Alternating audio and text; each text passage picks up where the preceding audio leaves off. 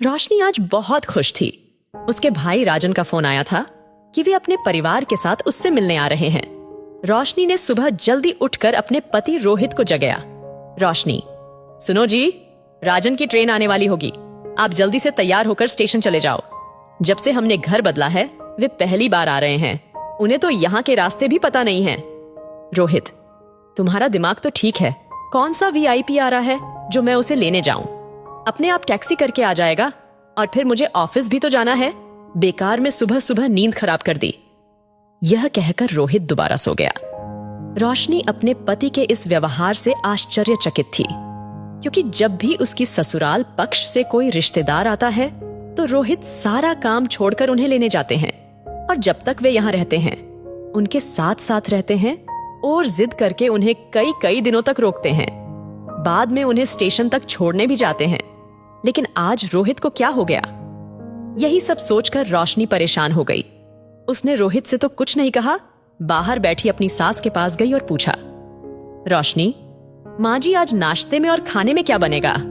माँ जी, अरे बनेगा क्या, वही जो रोज बनता है। रोशनी, लेकिन माँ जी आज मेरे भैया अपने परिवार के साथ आ रहे हैं, मैं सोच रही थी आज कुछ अच्छा बना लेते हैं। माँ जी, कोई जरूरत नहीं है, अपने पीहर वालों की खातिर करने की नहीं, वे लोग यही पैर फैल लेंगे। रोशनी की आंखों से आंसू छलकने लगे। वह किसी तरह अपने आप को कंट्रोल करके रसोई में चली गई और रोने लगी। कुछ देर बाद राजन का फोन आया। राजन, दीदी आप लोकेशन भेज दो, मैं टैक्सी करके घर आ जाता हूँ।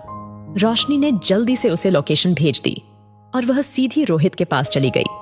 रोशनी, रोहित, आज भैया पहली बार हमारे इस नए घर में आ रहे हैं।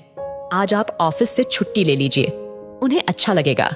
रोहित, नहीं रोशनी, मुझे ऑफिस में जरूरी काम है, हो सका तो शाम को जल्दी नहीं आऊंगा। रोशनी चुपचाप अपने काम में लग गई। रोहित नाश्ता करके ऑफिस चला गया। माँ जी भी नाश्ता करके पड़ोस में चली गई। कुछ देर बाद घंटी बजी। रोशनी ने दरवाजा खोला तो देखा उसका भाई राजन, भाभी सपना और उनकी बेटी रोहिणी खड़ी थी। भाई को इतने सालों बाद देखकर रोशनी की आंखें भर आई। वह भाई के गले लगाकर रोने लगी। राजन भी अपने आप को रोक नहीं पाया और उसकी आंखों से भी आंसू बहने लगे। आखिर कई सालों बाद अपनी बहन को देख पाया था। कई सालों से केवल फोन पर ही बात हो पा रही थी। राजन, दीदी क्या बात है, आप रो क्यों रही हो? सब ठीक तो है ना?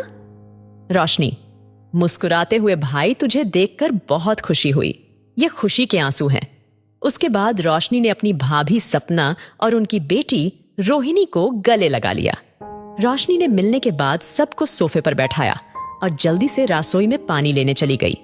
राजन ने रोशनी के हाथ से पानी का गिलास लेते हुए पूछा, राजन, दीदी जीजाजी कहाँ हैं? रोशनी के चेहरे पर उदासी के भाव आ गए।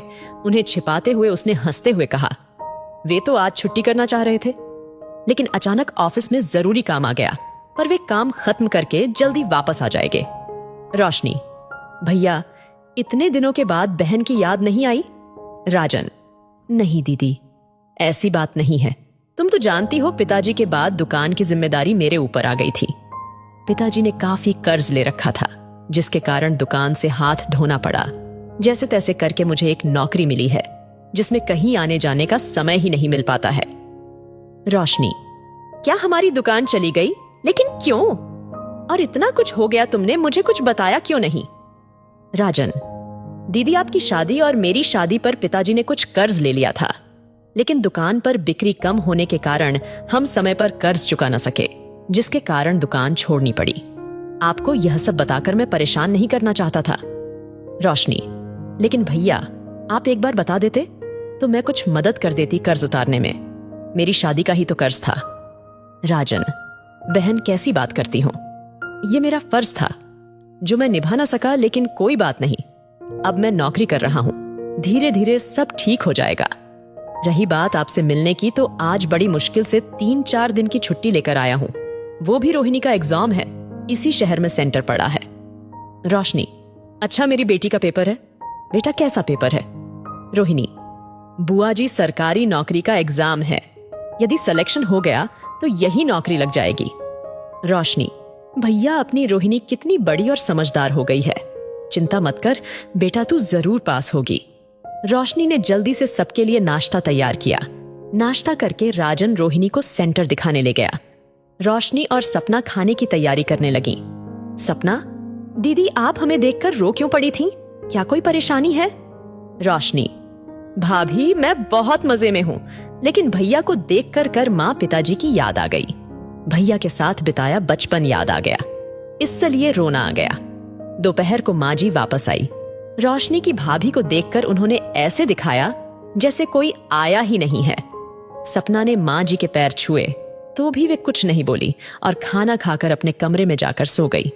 वैसे हर दोपहर को टीवी पर सत्संग देखती थी। रोशनी उनका यह व्यवहार देखकर हैरान थी। वह माँ जी के कमरे में गई।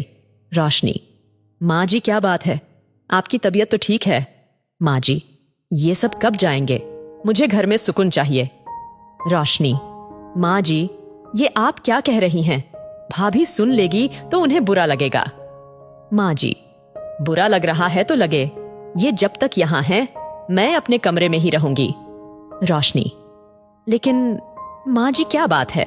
माँ जी, तुझे नहीं पता इन्होंने कैसे हमारे साथ धोखा किया है? शादी में कहा था कार बाद में दे देंगे, आज तक कार का पता नहीं है। रोशनी, माँ जी धीरे बोलिए, आपको तो पता है शादी के समय कितना कर्ज हो गया था। उसके 2 महीने बाद पिताजी चल बसे कर्जे के चक्कर में हमारी दुकान भी चली गई। अब तो भैया नौकरी कर अपना खर्च भी बड़ी मुश्किल से चला रहे हैं। कार कहां से देंगे? माँ जी, अच्छा तभी ये छुट्टी मनाने और फ्री में मेरे बेटे के पैसों पर मौज उड़ाने यहां आए हैं।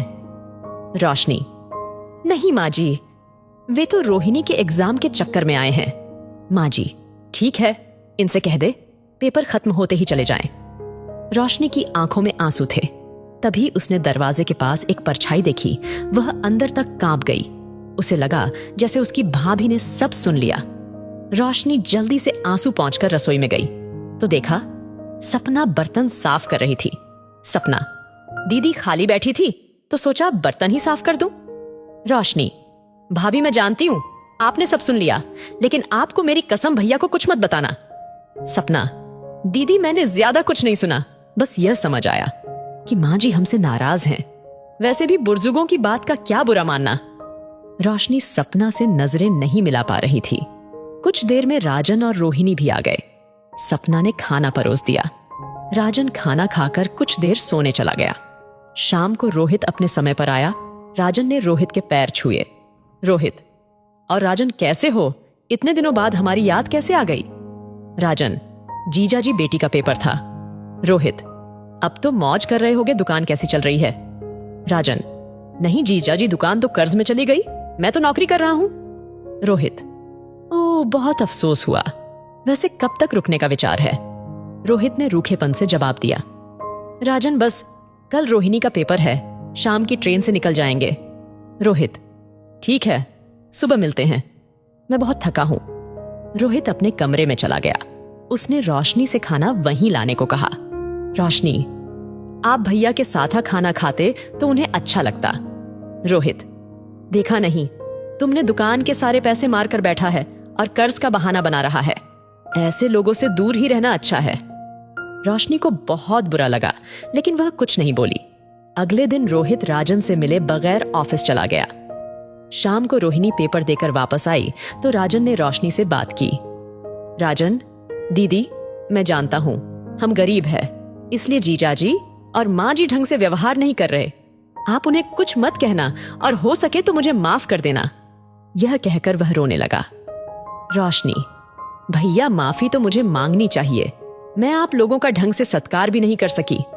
सपना, दीदी आप परेशान ना हो, हमें बिल्कुल बुरा नहीं लगा। इसके बाद तीनों चले जाते हैं। इस घटना के 3 महीने बाद एक दिन रोहिणी का फोन आया। रोहिणी, बुआ जी मेरी नौकरी लग गई, आपको खुशखबरी देनी थी। रोशनी, सच? लेकिन तूने तो कहा था अभी एक पेपर और देना है।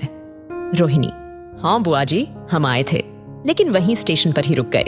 पापा आपको कष्ट नहीं देना चाहते थे। रोशनी, तू तो यहाँ आएगी ना, या तू भी नाराज है? रोहिणी, नहीं बुआ जी, नाराज तो कोई भी नहीं है, मुझे तो रहने की जगह यही पास में मिल गई, आपके घर से ऑफिस बहुत दूर पड़ता। रोशनी, मैं सब समझती हूं, भैया से कहना मुझे माफ कर दें। यह कहकर रोशनी ने फोन काट दिया और रोने लगी। अब राजन कभी कभी फोन करके अपनी बहन का हाल चाल पूछ लेता था, लेकिन रिश्तों में कड़वाहट रोशनी महसूस कर पाती थी।